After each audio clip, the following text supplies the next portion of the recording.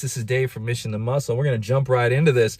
We're going to jump into the ingredient profile, and then we're going to jump into what you can expect if you jump into passenger seat with YOLO, as far as after you take the scoop. So give you guys my rundown on this thing. So right in the beginning, we're going to go over the ingredient profile, put it up right in front of me, get that out of the way. It's a small one, so it shouldn't take too long. We have L-citrulline malate at 2:1. That's 6 grams. It's going to deliver about, a little less than 4 grams of L-citrulline. Rest is a malic acid, and like you guys know, that's for the pump and actually some extra endurance. Then we have beta-alanine at 4. Hear me, 4 grams. So that's for the pins and needles, or the itching, whatever you guys get. And, I'm curious, if you guys can leave your comments down below as far as, do you get the itchy? Do you get itchy from beta-alanine, or do you get pins and needles? Because I only get pins and needles. I feel like a pins and needles feeling, and I don't understand the itchy feeling. I've never felt itchy. So beta-alanine is for more sets, more reps. Like I said, 4 grams. Then we have betaine anhydrous at 2 grams. That's for cell volumization. That's for power output in the gym. Kind of more energy during your training to keep you hydrated on the cellular level. 2 grams is decent. Everybody says, 2.5 is the efficacious dosage, but 2 grams is plenty. Then we have New Level, which is a focus ingredient by Nutrition 21. And basically what this is they designed nitrogen, and nitrogen is one of my favorite pump ingredients. So I like it. And that's an arginine silicate combination. And it does have some inositol in it already. So what they did was they wanted to make a gaming ingredient, because they wanted to, handle 2 different areas there. So they made New Level, and they made it more of a focused vasodilation ingredient. And what they did was they put 100 milligrams more of inositol in it. So our brains normally have this chemical in there, and by adding 100 milligrams of inositol into this ingredient, it helps shuttle the inositol past the blood-brain barrier, and then it's supposed to give you better short-term memory, focus, and cognitive function, basically. And that's at 750 milligrams, and that's the low-end dose. It's not low, but it's the low-end dose. You want to see in between like 750 to 15 to 1600 milligrams. Then we're on to L-Theanine. You either love it or you either hate it. I have not had really good luck with L-Theanine, and basically what it does is it's a calming ingredient when it's coupled into these. You find it in sleep formulas, and for me, it dials my brain down. So it kind of like leaves me like, I feel like, in a way, but it's great for taking it at night because it shuts my brain down. And 350 milligrams, that's a big dose. I'll let you guys know how that affected me, because I'm, like some of you guys, sensitive. So I'm sensitive. So I'll let you guys know afterwards. Then we have caffeine anhydrous at 225 milligrams, decent dose. It's a low dose, but it's a decent dose, 225 milligrams. Then we have 2-amino, which is DMHA, which is for that well-being, that focus, that concentration, supposed to be mood elevating.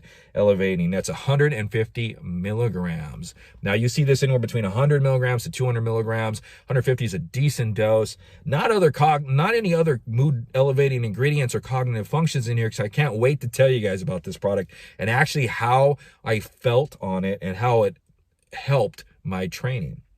Then we have dicaffeine malate at 100 milligrams at 75 milligrams of caffeine. So total, that's the slow-acting caffeine. Once you take it, it's going to kind of digest and deliver in your system over a 4 to 5 hour time frame, which helps you come off of stemmed products or products like this, along with the L-Theanine.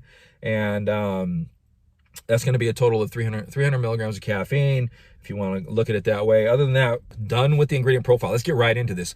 So you take this scoop and you jump into passenger seat with YOLO, and you're starting like this. Okay, what to expect?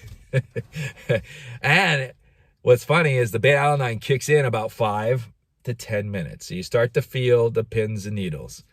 And then, 15 minutes goes by, and I was still feeling the pins and needles, but I wasn't feeling anything else. 20 minutes came by. All of a sudden, I felt the tightness from the New Level. So the nitrogen, the vasodilation effect kind of like kick in on its own. So I felt tight in the chest and the arms. I felt the dilation there. And then your brain all of a sudden wakes up. So it doesn't wake up fully, but you start to feel, you're like, huh, okay, wait, I'm feeling a little more awake. And you know it's not the caffeine, because caffeine's not kicking in yet. And then 25 minutes, you're still sitting with that feeling. Your brain's kind of like just woken up. It doesn't get any more intense. 25 minutes goes by. 30 minutes goes by. The beta-alanine's still hanging around, and it's still poking you. And then we get to 35 minutes. I was sitting there like the first time I took it. Okay, I'm just sitting with the tingles, a woken brain, a little bit of energy. When is this thing going to hit so I can run to the gym? Because I've never taken it before. So I was like, you know, when can I go hit my workout? And then I was like, 35 minutes. I'm like, man, I hope this has real DMHA in it. Then all of a sudden, 40 minutes kicks in, and I'm looking at my phone, and I'm going through social media, you know, liking pictures, and, you know, getting ready to post something. And then 40 minutes, 42 minutes goes by. I kind of like, I look up, and I'm like, holy crap, time to go to the gym, because all of a sudden you start feeling the DMHA kick in. The concentration starts to build, the focus starts to build, and no mood elevation yet, no happy feelings, no nothing like that. And then by the time you get down to the gym, over time, 45 minutes to 50 minutes kicks in, it's in the upper level. So from 40 to 45 minutes, it starts, and then it starts to climb. Okay, and it'll reach a peak. So it climbs. I'm on the treadmill about an hour in, maybe a little less. Then I get that tunnel vision. I got not super tunnel vision, but it's more of a very focused concentration feeling there. So cognitive, I'm not feeling like cognitive, but your mind's still working, but dialed in, like ready for war. Okay, and then that goes along with the mood. I'm not happy on this thing. I can have fun, like I'm joking around here, but when I'm in there, I'm like, you know, someone's trying to get my attention, or if I see someone walking in, I'm like, I am focused on my workout. So for me, this particular pre, through the whole workout, it was like get crap done workout. Like I was in there ready for war. I mean, if you like that feeling, which I actually did, it wasn't intense. Like I wasn't mad, I wasn't cussing or anything like that. But you know, I was just like, you don't mess with my workout right now. Don't even try to get my attention. Don't even try to do anything, because I'm dialed. I'm dialed and I'm tackling it. So I do like the feeling on this. I do like the happy feeling sometimes, because it just makes you feel good. But this is a ready for war pre. So what to expect on the pumps? We're going to start there. The pumps are probably about an 8. They last, and they're very, very decent, probably the first hour to hour and 15 minutes. Then it starts to dial down. So it all depends on your training there. There's not enough nitrogen in here to actually kind of like feel elevated. Although after the workout, once I dialed down and I ate something, no carbs, and I did feel kind of, for the next hour or so, I felt like kind of a tightness there, but nothing. The cell swelling and most of the vasodilation is going to hit you within that hour to hour and a half, and it's like with most pre's.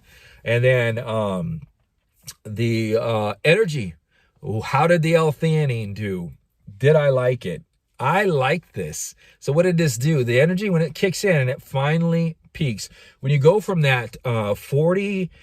When a DMHA kicks in, that 40-minute mark, usually you get that anxious feeling. So you get that anxious energy feeling, like you got to get going, like you got to hit the ground running. Not real strong with the DMHA alone, but it's there. It's there, that anxious feeling. And then from usually without L-Theanine, from that 40 to hour there, I'm like kind of like, you know, the whole workout's going to be anxious. Like you got anxious energy is what it is. Well, with the L-Theanine in this, it actually dials that down to a very, very comfortable, really comfortable place. So no crashing, no nodding off, no anything. I didn't feel any of that. This was very sustained, awakened, alert, attentive energy. So very, very good energy. This is probably one of the first pre's in a long time that I tried with L-Theanine that I actually, I'm like, it needed to be in there for this pre. It was good. It was good. So we talked about the pump, talked about the energy focus.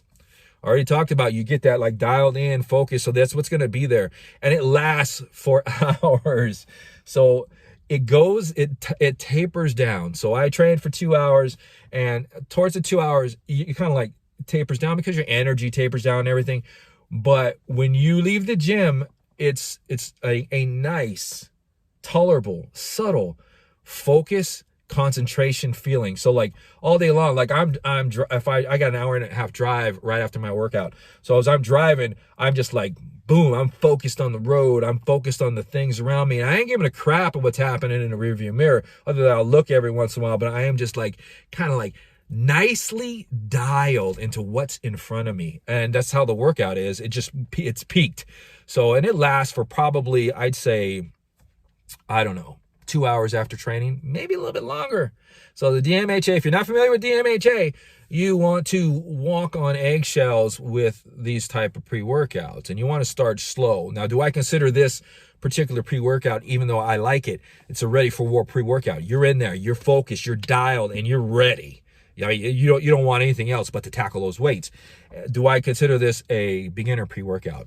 No, I don't, because of the DMHA in it, and because it does hit pretty hard with the focus, and the energy is, even though the L-Theanine dies you down, the energy is there. Like 2 hours of training, I whiz through it, and I can actually do more. I'm gonna go off of my day. I'm gonna be flying, probably not needing any kind of energy whatsoever.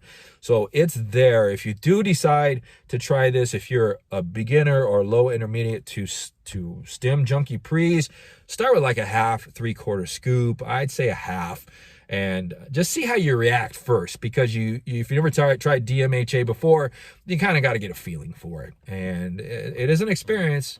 And I'm not recommending it for you or anything like that, but it is an experience. Other than that, this is Dave. I'm getting off to work. I hope you guys enjoyed the review, and we'll see you guys next time on the channel.